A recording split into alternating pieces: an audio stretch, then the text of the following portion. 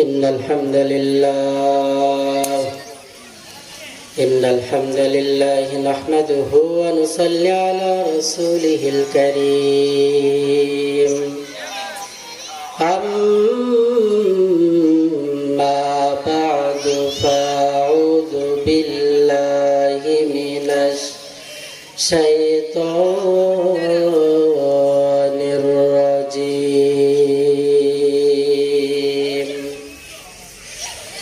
بسم الله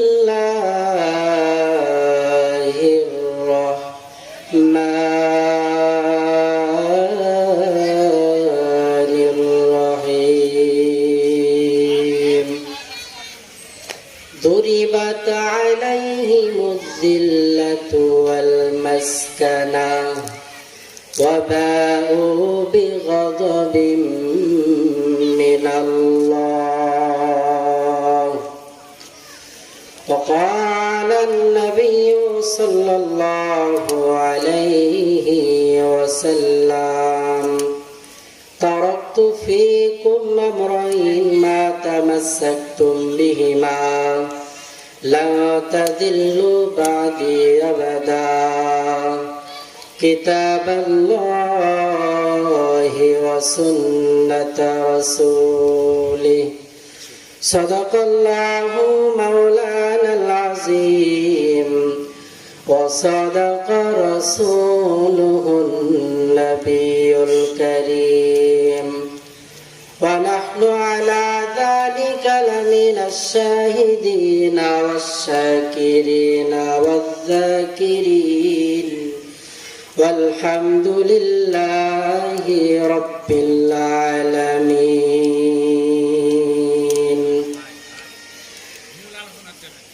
बातिल से दबने वाले आए आसमां नहीं हम बातिल से दबने वाले आए आसमां नहीं हम सोबर कर चुका है तो इम्तिहा हमारा सोबर कर चुका है तो इम्तिहा हमारा बलगल उला बिकमाली कशफत दुजा بجماله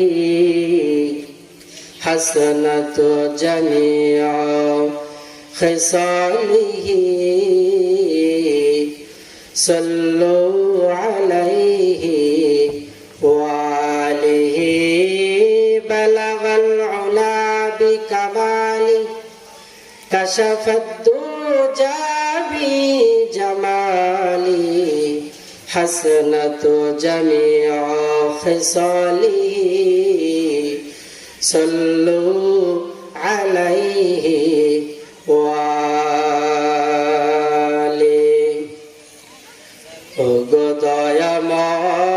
দয়াময় আমার জীবনে যেন শহীদি মরণ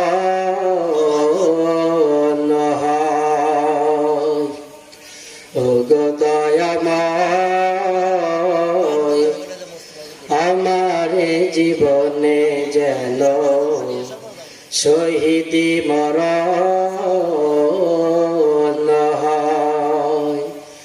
আমার জীবন থেকে দূর করে দাও আমার জীবন থেকে দূর করে দাও দূর করে দাও শত পরাজয় ওগো দয়াময় আমার জীবনে যেন শহীদি মরণ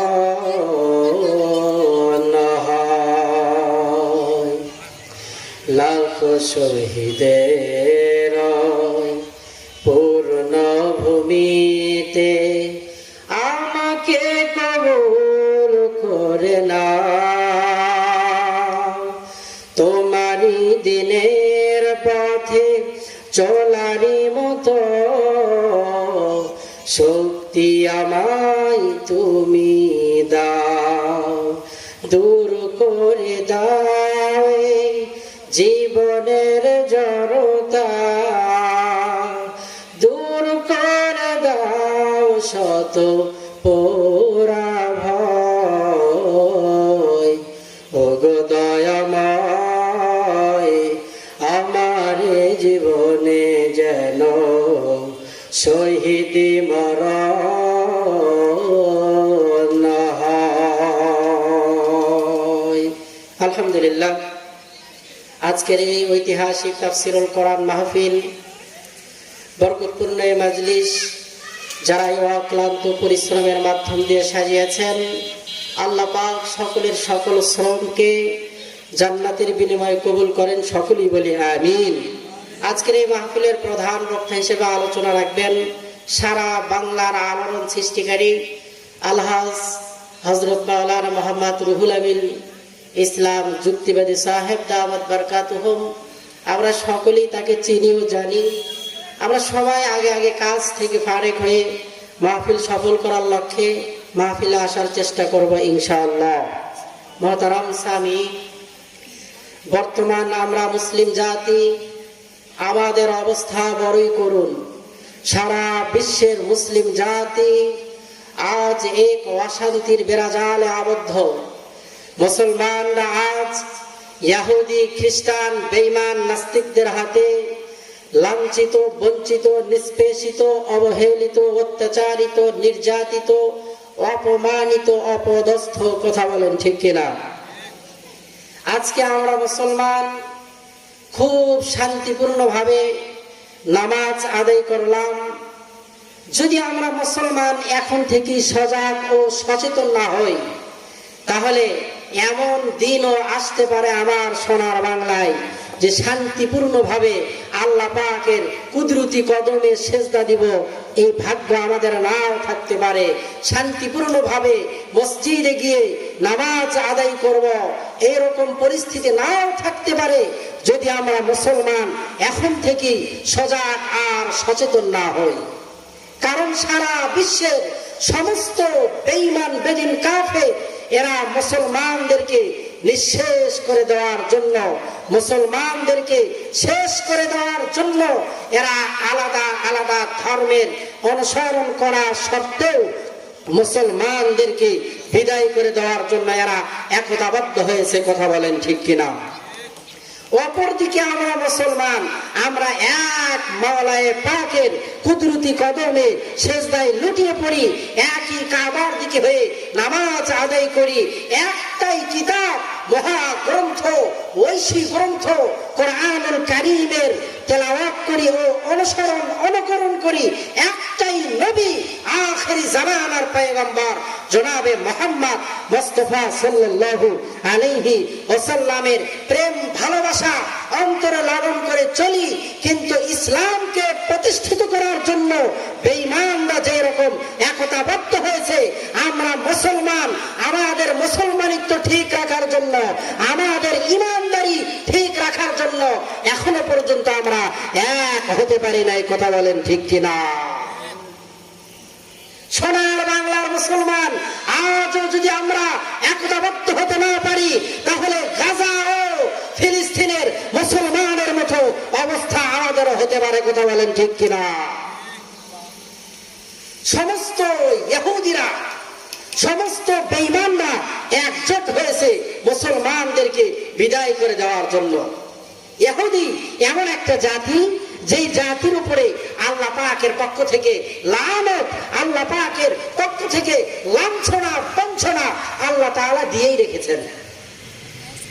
আমার ভাইরা ভালো মতো খেয়াল করেন, আল্লাহ রাব্বুল আলামিন বলেন, দুরিবাত আলাইহিমুজ জিল্লাতু ওয়াল মাসকানা ওয়া বাউ বিগদাবিন মিনাল্লাহ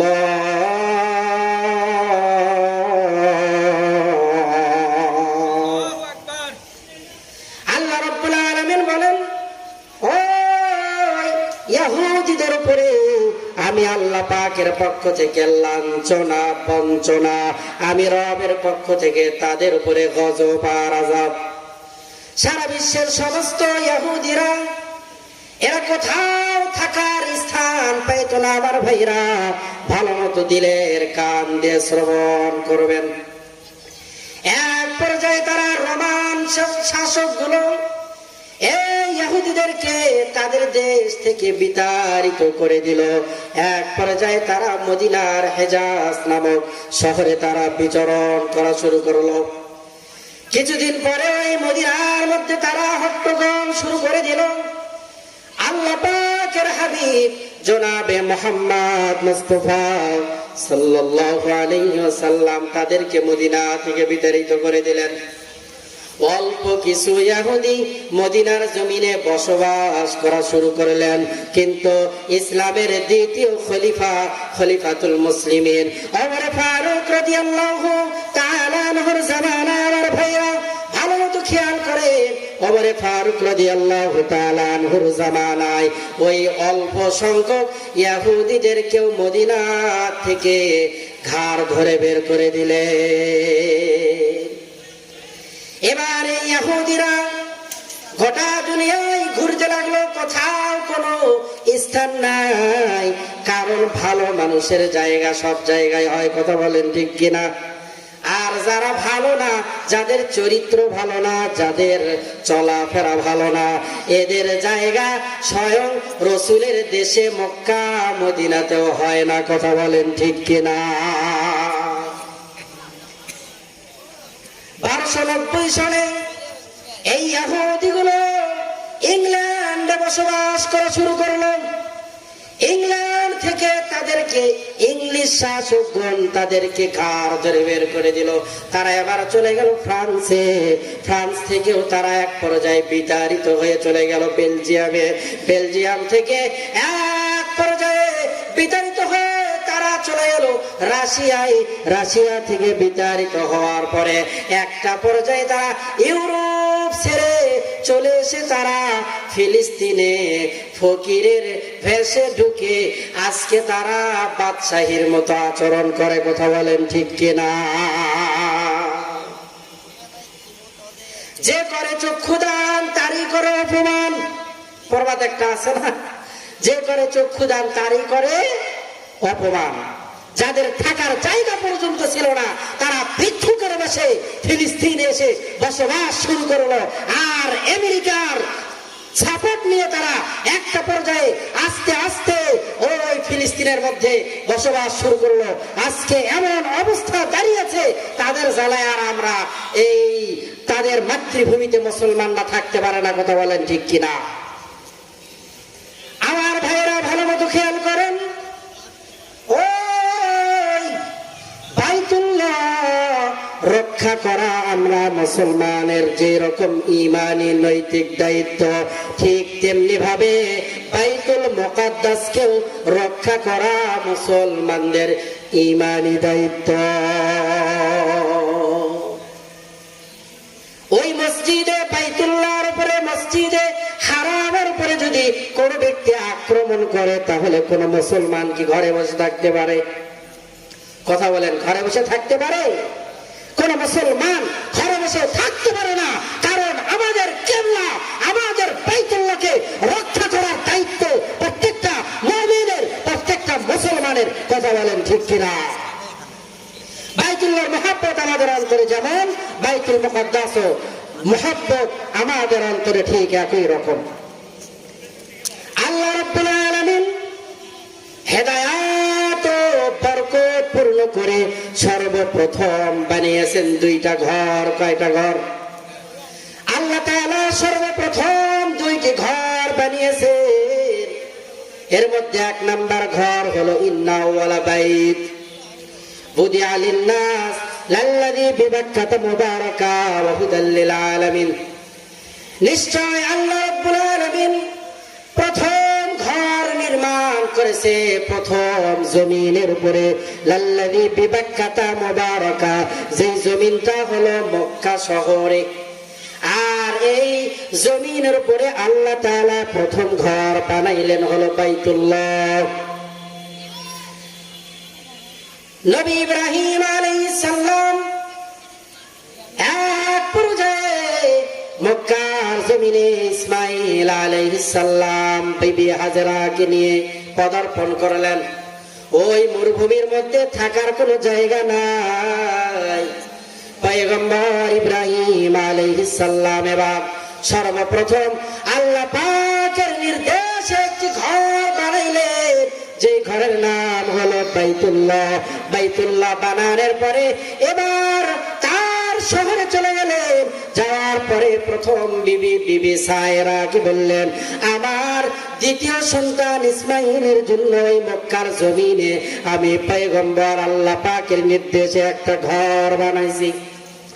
বিবি সায়রা এবার পয়গম্বর ইব্রাহিম আলাইহিস সালামকে বলল, গো প্রাণের স্বামী আমার, আপনি ওই দ্বিতীয় সন্তানের জন্য, ছোট সন্তানের জন্য ওই মক্কার জমিনের মধ্যে ঘর বানাইলেন, ঘরের নাম দিলেন বাইতুল্লাহ।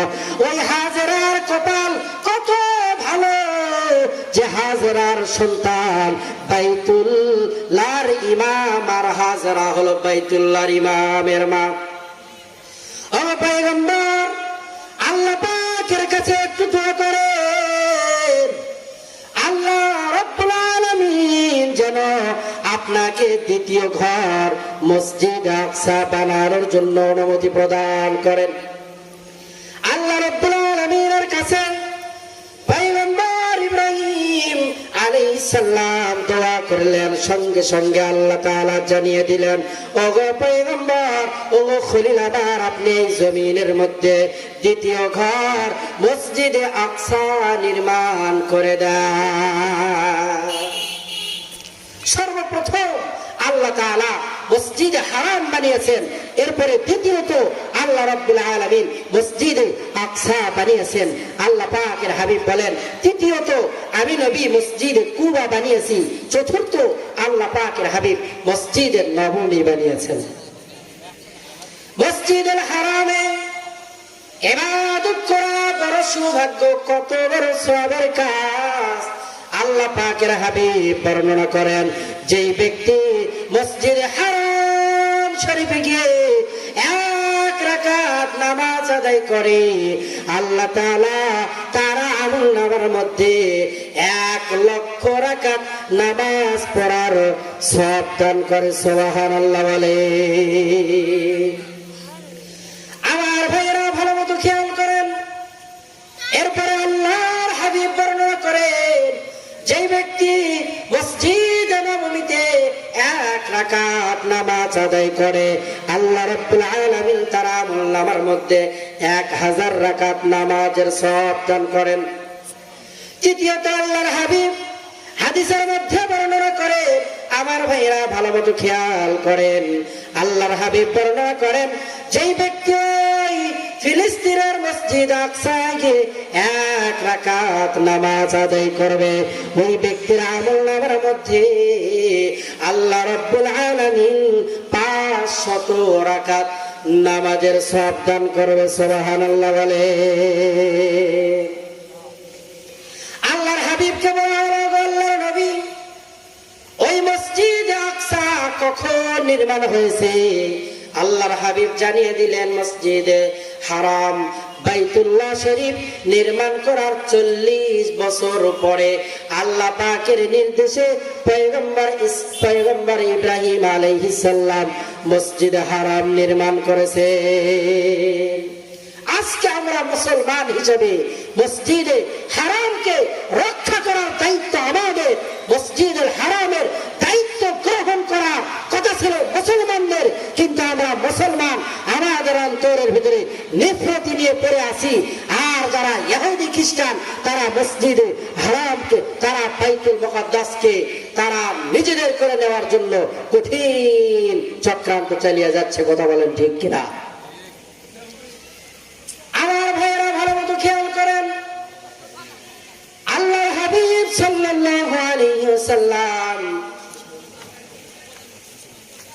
আল্লাহর হাবিব সাল্লাল্লাহু আলাইহি ওয়াসাল্লাম যখন ওই মদিনাতে চলে গেলেন, যাওয়ার পরে মসজিদ মসজিদ নববী নির্মাণ করলেন, মসজিদে কুবা নির্মাণ করলেন।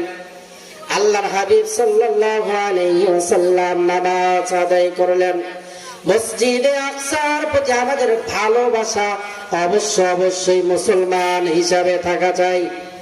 কারণ মসজিদ আকসা এমন একটা স্থান, যে স্থান হলো আল্লাহ রাব্বুল আলামিন বর্ণনা করেন মসজিদ হারামের পুরা পাশটাকে আমি আল্লাহ রাব্বুল আলামিন বরকত দ্বারা ভরপুর করে রেখেছি। আল্লাহর হাবিব সাল্লাল্লাহু আলাইহি ওয়াসাল্লাম মক্কা থেকে বিদায় গ্রহণ করার পরে মদিনাতে যাওয়ার পরে ওই প্রথম কিবলা বাইতুল মুকাদ্দাসের দিকে হয়ে নামাজ আদায় করেন। কিন্তু আল্লাহর পয়গম্বরের অন্তরের মধ্যে বাইতুল্লাহর প্রতি বড় ভালোবাসা, মসজিদুল হারামের দিকে, মসজিদুল হারামের বড় ভালোবাসা। আল্লাহর হাবিব মসজিদে আকসার দিকে হয়ে নামাজ আদায় করে আবার বারবার ফিরে ওই আসমানের দিকে তাকায়। আল্লাহ তাআলা জানিয়ে দিলেন, আমার হাবিব মুহাম্মদ, আপনি প্রথম কিবলা বাইতুল মুকাদ্দাসের দিকে হয়ে আমি আল্লাহ তাআলা নামাজের নির্দেশ প্রদান করলাম, কিন্তু আপনি বারবার আসমানের দিকে তাকান কেন? আল্লাহ রাব্বুল আলামিন সঙ্গে সঙ্গে আল্লাহর হাবিব জানিয়ে দিলেন, ওগো আমার রব, আমি যদিও মসজিদ আকসার দিকে, আমরা মুসলমানের প্রথম কিবলা মসজিদ আকসা, আল্লাহর হাবিব হিজরত করার পরে 16 থেকে 17 মাস পর্যন্ত, আমার ভাইরা ভালো মতো খেয়াল করেন, আল্লাহর হাবিব 17 মাস পর্যন্ত মসজিদ আকসার দিকে হয়ে নামাজ আদায় করেন। কিন্তু আল্লাহর হাবিবের অন্তরটা থাকে হলো মসজিদ হারামের দিকে, আর মুখটা থাকে হলো মসজিদ আকসার দিকে। আল্লাহ তাআলা সঙ্গে সঙ্গে আয়াত নাযিল করে দিলেন আর জানিয়ে দিলেন, قد نرى تقلب وجهك في السماء فلنولينك قبلة ترضاها فول وجهك شطر المسجد الحرام। ওগো আমার হাবিব, قد نرى تقلب وجهك في السماء, ও হাবিব, মানে চেহারা, আপনি আপনার চেহারার ওই আসমানের দিকে করিয়েন না, আপনি আপনার কিবলাটারে, আপনি আপনার মুখটারে ওই মসজিদে বাইতুল্লাহর দিকে ফিরিয়ে এখন থেকে নামাজ আদায় করবেন। প্রথম কিবলা মুসলমানদের মসজিদ আকসা, আর আল্লাহর হাবিব নামাজ আদায় করতে করতে বারবার ফিরিয়ে আল্লাহ পাকের দিকে তাকায়। আল্লাহ রাব্বুল আলামিন এবার দ্বিতীয় কিবলা হিসেবে আমাদেরকে বানিয়ে দিলেন মসজিদ হারামের দিকে হয়ে নামাজ আদায় করার জন্য। আমার ভাইরা ভালো মতো খেয়াল করেন, এই বাইতুল্লাহর উপরে যদি কোন ব্যক্তি আঘাত করে কোন মুসলমান ঠিক থাকতে পারে না। ঠিক তেমনি ভাবে আজও যারা আমাদের প্রথম কিবলা বাইতুল মুকাদ্দাসের দিকে চোখ ফুলিয়ে তাকায়, আমরা মুসলমান হিসাবে, ঈমানি দায়িত্ব হিসাবে তাদের জানিয়ে দিতে চাই, তোমাদের চক্ষুগুলো উপরে ফেলে দেওয়া হবে। কথা বলেন ঠিক কিনা? মুসলমানদের ঐতিহ্য হারানো যাবে না। এদের স্বাধীন করার জন্য পাকিস্তানি হানাদারি বাহিনীদের হাত থেকে আমার সোনার বাংলাকে ফিরিয়ে পাওয়ার জন্য যদি এক সাগর রক্ত বিলীন করতে পারি, তাহলে বাইতুল মুকাদ্দাসকে রক্ষা করার জন্য আমরা মুসলমান সাগর রক্ত দিয়ে বাইতুল মুকাদ্দাসকে রক্ষা করার জন্য সোনার বাংলার হাজারো মুমিন মুসলমান তৈয়ার আছে। কথা বলেন ঠিক কিনা?